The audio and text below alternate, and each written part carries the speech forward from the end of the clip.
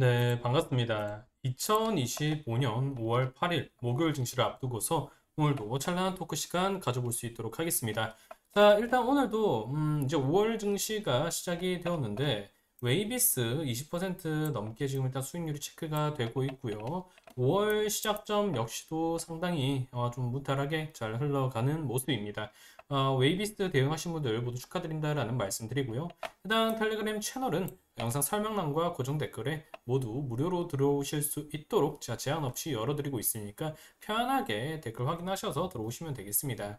자, 본격적으로 오늘 찬란한 토크 시간을 가져볼 텐데 오늘 오랜만에 제가 하나 에어로스페이스를 가지고 왔습니다. 하나 에어로스페이스 가지고 왔는데 지금 제가 뭐 잘 가고 있는 이 하나 에어로스페이스를 왜 꺼내 들었냐라고 한다면 기본적으로 우리나라 방산주 그러니까 스페코나 빅텍 뭐 한일단조 이런 종목들 말고 뭐 LIG 넥스원이라든가 하나 에어로스페이스 이렇게 큼직큼직한 애들은 실질적으로도 좀 실적을 기반해서 주가가 움직이는 경향이 크거든요.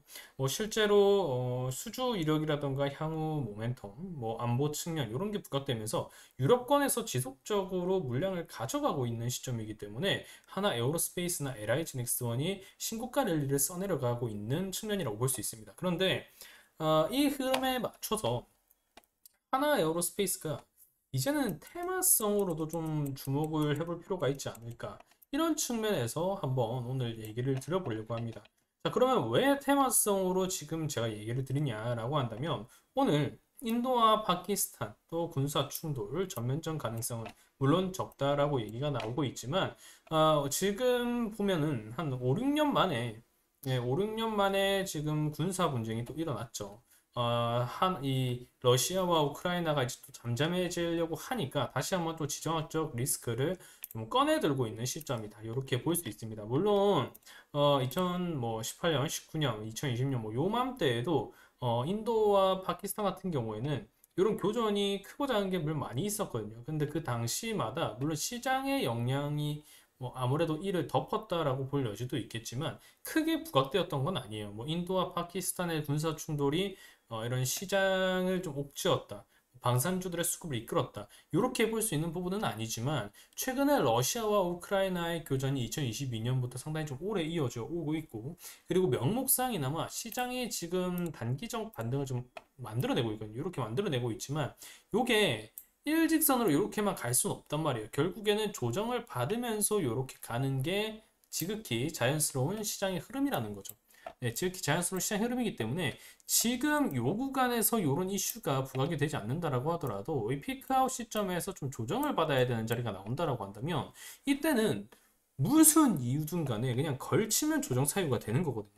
그래서 그 시점, 지금 이제 또 매물대를 국내 증시가 돌파를 해야 되고, 그리고 미국과 이런 글로벌 증시 역시도 좀 어수선하죠. 그리고 뭐 정치적으로도 트럼프의 관세 얘기라던가, 뭐 아니면 미중 뭐 이 협의가 좀 진전을 이룰 것인가 말 것인가, 이런 얘기가 또 나오고 있는 시점이라던가, 이렇다라고 하면 증시가 또 이 가파르게 뻗어가다가도 언제 이렇게 급변할지 모른단 말이에요. 이런 시점에서 인도와 파키스탄의 군사 충돌, 요거는 이 어지러운 전국을 틈타서 러시아와 우크라이나도 뭐 러시아가 이 3일 동안 전승절 휴전을 가져간다라고 하지만 다시 한번 조금 무력적으로 좀 액션을 취하면서 방산에 대한 이슈가 떠오를 가능성이 있거든요. 그래서 요 방산이 기본적으로는 뭐 결국 안보 측면으로 갈 부분이겠지만 요런 인도와 파키스탄의 군사 충돌 이슈로 하여금 테마적 이슈로도 단기적으로 좀 부각이 될 여지가 높다라는 겁니다.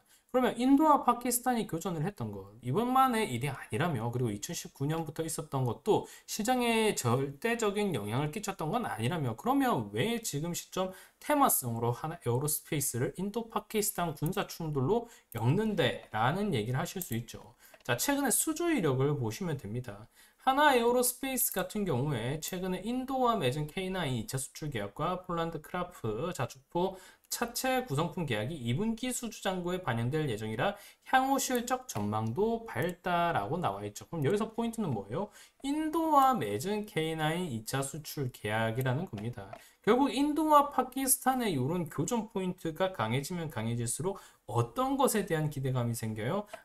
하나 에어로스페이스가 인도와 맺었던 수주 이력이 최근에 있었네. 그래서 인도 파키스탄 교전 관련주 그런 방산 물자가 필요할 텐데 어디에 시선이 쏠릴 수 있을까? 최근에 인도와 계약을 맺음으로써 2분기 실적까지 좀 전망이 형성될 수 있는 하나 에어로스페이스가 주목을 받을 수 있겠네. 실적과 테마성을 겸할 수 있는 위치까지 하나 에어로스페이스가 지금 왔다라는 겁니다. 그래서 이런 부분이 지금 자극받을 수 있기 때문에 보시면 하나 에어로스페이스가 오늘 역사적 신고가를 쓰면서 상당한 강세 10% 정도 가까이 나오는 급등을 보였다라고도 볼 수 있는 겁니다. 자, 물론 이평선 간에 좀 괴리가 많이 멀어졌죠. 많이 멀어졌기 때문에 이런 흐름을 연출할 수도 있겠다만 일단 기본적으로 이렇게 신고가 랠리를 뻗어가는 종목들 같은 경우에는 하나 불필요한 것만 안 하면 됩니다. 어떤 것? 목표가를 설정 안 하시면 됩니다. 그럼 왜 목표가를 설정하지 않고 종목을 투자해야 되나요? 라고 하시는 분들이 있을 수 있겠죠. 신고가가 열려있는 종목 같은 경우에는 상단에 매물이 없기 때문에 어디까지 뻗어 오를지 모릅니다. 그래서 그 기대 요인을 가지고 접근하는 거기 때문에 이렇게 신고가가 열린 종목들 같은 경우에는 목표가를 설정하는 게 아니라 무엇을 해야 되느냐라고 한다면 하방 손절가를 명확히 해야 된다는 겁니다. 손절가. 네, 손절가만 명확히 한다라고 한다면 이런 신고가가 열린 종목들 같은 경우에는 오히려 누릴 수 있는 기회 요인이 크다고 볼 수 있기 때문에 상당히 좀 무난한 대응이 될 수 있다라는 거죠. 그러면 일반적으로 이렇게 신고가를 노릴 수 있는 종목들, 그러면 손절가를 어떻게 잡을 수 있을까요? 라는 얘기 하실 수 있죠. 보통 이렇게 대형주들이 신고가를 이어가는 위치라고 한다면 이렇게 10%, 9% 이렇게 뜨는 경우 사실 드물어요. 그래서 보통은 중단기 추세 관점에서 이평선을 이탈한다라고 하면 많아봐야 5%에서 많으면 10% 정도 이렇게까지도 왔다 갔다가 할 수 있는 부분인데 지금 같은 경우에는 오늘 급등이 나오면서 좀 중단기 추세와의 괴리가 좀 많이 벌어졌습니다. 그래서 중단기적으로 좀 대응을 한다라고 한다면 추세 기준으로 21선 대응하는 게 좀 낫겠죠. 지금 보면은 21선 가격이 78만 9,900, 78만 9,550원으로 설정되어 있는데 요거는 지금 80만 원과 가격이 인접해요. 그리고 심리적 역치 구간을 고려한다라고 하면 그렇다고 하면 80만 원 정도로 대응을 꼽는 게 낫습니다. 80만 원과 요 구간 사이. 요 구간이 80만 원 이탈하기 시작하면 80만 원의 매물대가 상당히 강하게 인식이 될 수 있기 때문에 그때부터는 물량이 쏟아질 가능성도 단기적으로 요 구간을 고려해서 크다라고 볼 수 있거든요. 그래서 심리적인 가격 구간대를 좀 고려해서 80만 원 정도대, 그러니까 10% 정도 손절가 잡고 좀 접근을 해본다라고 한다면 윗구간이 또 열려 있는 부분이고 그리고 2분기 이 수주 실적 관련해서 좀 반영 포인트를 고려하면 또 한 번 어닝 서프라이즈를 기대할 수 있는 시점이고 이와 더불어서 잠재적인 가이던스를 또 고려할 수 있는 파키스탄과 인도의 이런 치고받는 공방이 또 한 번 형성되었고 그리고 이 영향이 테마성 인식과 더불어서 실적까지 좀 건드려줄 수 있다라고 한다면 하나 에어로스페이스 투자자분들 입장에서는 요거를 마다할 이유는 없을 것 같습니다.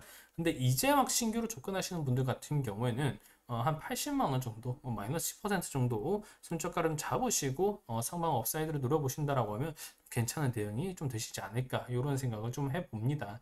하나 에어로스페이스 관련한 스토리라던가 조금 더 좀 디테일한 그런 차트적 관점에서의 대응 포인트는 제가 텔레그램 채널 통해서 계속해서 잡아드리고 있으니까 편하게 고정 댓글과 약서 설명란 통해서 들어오시면 되겠고요.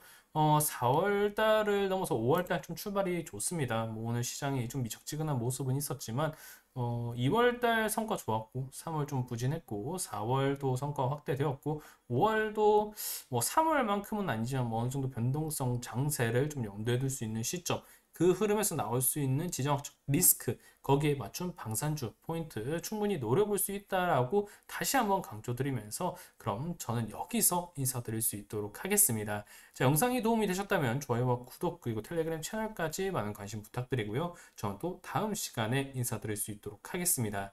감사합니다.